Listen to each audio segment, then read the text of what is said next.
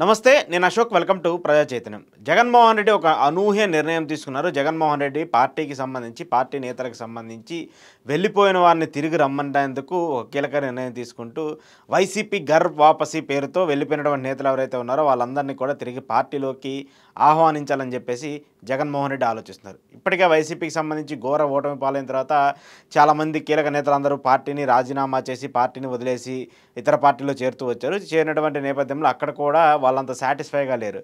బాలినేని శ్రీనివాసరెడ్డి లాంటి వాళ్ళు కావచ్చు, లేదంటే మరికొంతమంది కీలక నేతలు వాళ్ళందరూ కూడా పార్టీని వదిలి జనసేన పార్టీలోనో, టీడీపీలో పార్టీలోనో, బీజేపీలోనో చేరుతూ వచ్చారు. అయితే వీళ్ళందరూ కూడా ఈ పార్టీలో చేరుతున్నటువంటి నేపథ్యంలో అక్కడ వాళ్ళకి తగిన ప్రాధాన్యత వస్తుందని చెప్పేసి అందరూ గుర్తిస్తూ వచ్చారు. కానీ ఎక్కడా కూడా వాళ్ళకి సంబంధించినటువంటి రాజకీయ ప్రస్తావన పైన ఎక్కడా కూడా వాళ్ళకి ప్రాధాన్యత రావట్లేదు. ప్రాధాన్యత రాకుండానే అక్కడ ఉన్నటువంటి కూటమికి సంబంధించిన నేతలు అయితే జనసేనలో చేరితేనేమో టీడీపీ వాళ్ళు విమర్శించడము, టీడీపీలో చేరితేనేమో జనసేన వాళ్ళు విమర్శించడం, ఇలాంటి విమర్శలను కూడా మనం ప్రధానంగా చూస్తూ వస్తున్నాం.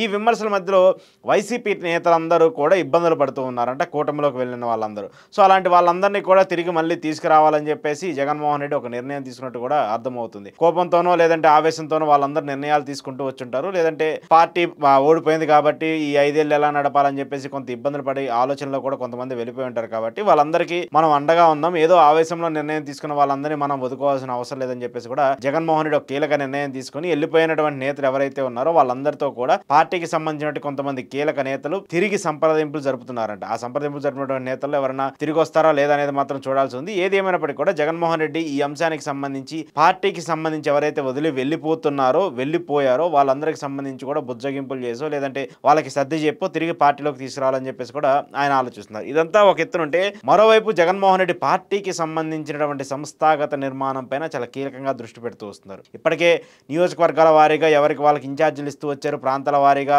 జోనల్ వారీగా కొత్త వాళ్ళని నియమిస్తూ వచ్చారు. దాంతోపాటు 28 ఫిబ్రవరిలోనే ఎన్నికలు జరిగే అవకాశం ఉందని చెప్పేసి పార్టీ నేతలకి ఒక ఇండికేషన్ జగన్మోహన్ రెడ్డి ముందుగానే ఇచ్చేశారు. అంటే రాబోయే ఎన్నికలకు సంబంధించి ఇప్పటి నుంచే జగన్మోహన్ రెడ్డి ఒక ప్రీ ప్లాన్డ్ స్ట్రాటజీతో ముందుకు వెళ్ళబోతున్నారనేది మనకి ఆయన రాజకీయ శైలి చూస్తే అర్థమవుతుంది.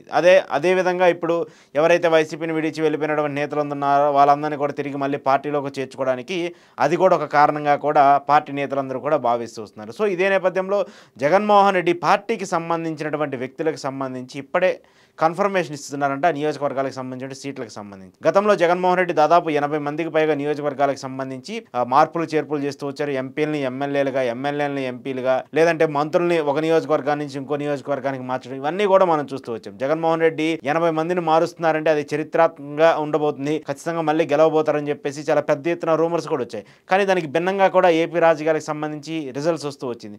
కేవలం 11 స్థానాలకే వైసీపీ పరిమితం వస్తూ వచ్చింది. సో ఇలాంటి నేపథ్యంలో జగన్మోహన్ రెడ్డి ఘర్ వాపసీ అనే పేరుతో వెళ్ళిపోయిన నేతలందరినీ వెనక్కి తీసుకురావడమే కాకుండా కూటమికి సంబంధించి ఎవరైతే అసంతృప్తిగా ఉంటారో, కూటమికి సంబంధించి పదవులు ఆశించో లేదంటే పార్టీ అధికారంలోకి వస్తే ఏదో ఒకటి జరుగుతుందని చెప్పేసి నమ్మినటువంటి వ్యక్తులు ఎవరైతే ఉంటారో అలాంటి అన్సాటిస్ఫైడ్ లీడర్స్ అందరినీ కూడా తిరిగి వైసీపీ పార్టీలో చేసుకొని వైసీపీ పార్టీని మరింత బలం పుంజుకునే విధంగా ప్లాన్ చేయాలని చెప్పేసి కూడా జగన్మోహన్ రెడ్డి ప్రయత్నిస్తున్నారట. అయితే జగన్మోహన్ రెడ్డి 11 స్థానాలకి పరిమితమైన ఆయనకి 40% ఓట్ బ్యాంక్ ఉంది. దాదాపు 1,32,00,000 మంది ఓటర్లు ఆయనకి స్థిరంగా ఉన్నారు, బలంగా ఉన్నారు. సో జగన్మోహన్ రెడ్డి ఎక్కడా కూడా వీక్ అయినటువంటి పార్టీ కాదు, వీక్ అయినటువంటి లీడర్ కాదు. ఇప్పుడు కూడా ఆయన జనాల్లోకి వెళ్తుంటే జనాల దగ్గర నుంచి వచ్చే ఆదరణ మనం చూస్తున్నాము. ఆయన ఏదన్నా మీటింగ్ అటెండ్ అయినా, ఏదైనా ఫంక్షన్కి అటెండ్ అయినా, ఈవెన్ మ్యారేజ్కి అటెండ్ అయినా అక్కడి నుంచి వచ్చేటువంటి రెస్పాన్స్ కూడా మనం చూస్తున్నాం. సో జగన్మోహన్ రెడ్డికి ఎక్కడా కూడా జనాల దగ్గర నుంచి ప్రజల ఆదరణ తగ్గలేదు, ప్రజల్లో క్రేజ్ తగ్గలేదు. ఇంకా కూటమికి సంబంధించి హామీలు సరిగా అమలు చేయకపోవడము, కూటమికి సంబంధించినటువంటి వాళ్ళు సరిగా ఏదైతే సూపర్ 6 హామీలు ఇచ్చారో వాటిని అమలు చేయకపోవడం నేపథ్యంలో వాటి మీద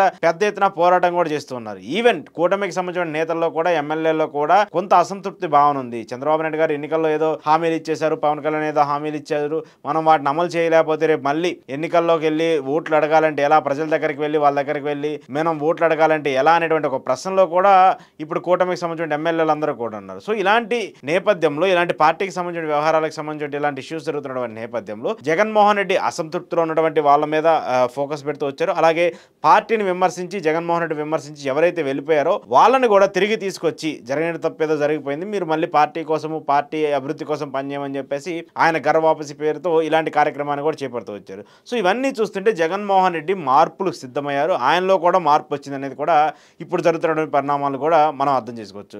ఎందుకంటే గత 5 ఏళ్ల పాటు జగన్మోహన్ రెడ్డి చుట్టూ ఒక కోటర్ ఉంది. వాళ్ళు మాత్రమే ప్రధానంగా ఉంటూ ఉంటారు. వాళ్ళు చెప్పిందే జగన్మోహన్ రెడ్డి వింటూ వచ్చారు. జగన్మోహన్ రెడ్డి కంటే కూడా మిగతా వాళ్ళందరూ కూడా ఎక్కువగా మాట్లాడుతూ వచ్చారు.